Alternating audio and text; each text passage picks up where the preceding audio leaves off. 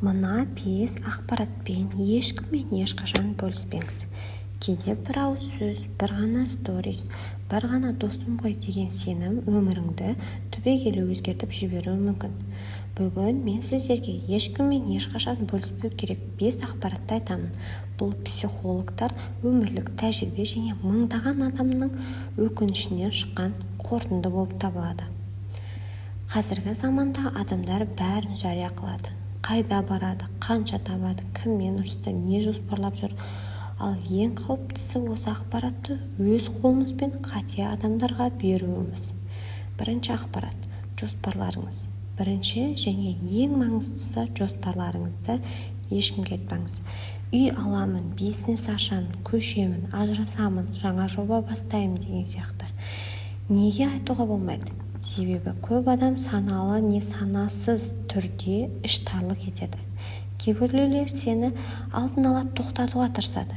Энергияң сөзбен шығып кетеді. Кей адамдар жоспарын айтып, соңында білмеймін, ішім суып қалды дейді.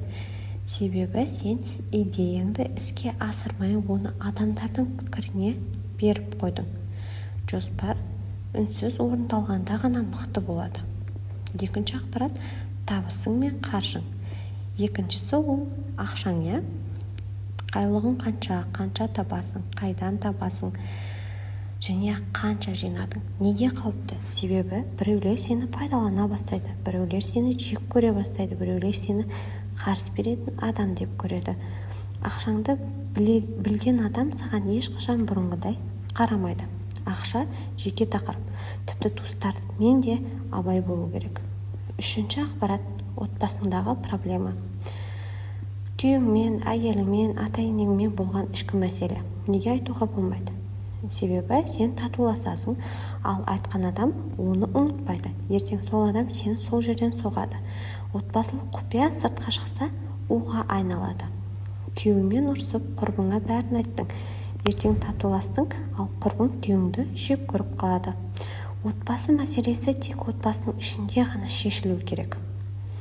Төртінші ақпарат – осал тұсың. Төртіншісі, яғни сенің әлсіз жерің, қорқынышың, комплекстерің, өткендегі қателіктерің.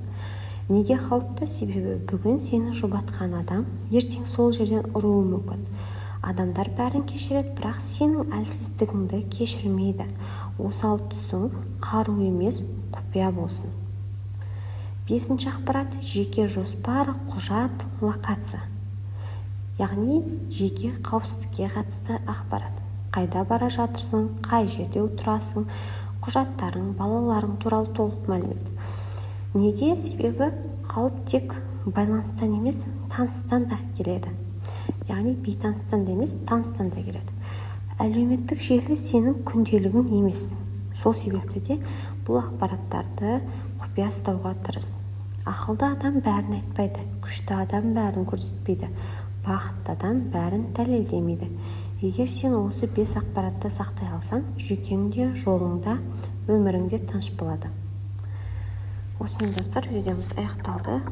Видеоға лайк басып, каналға жазылуды ұмытпаңыздар.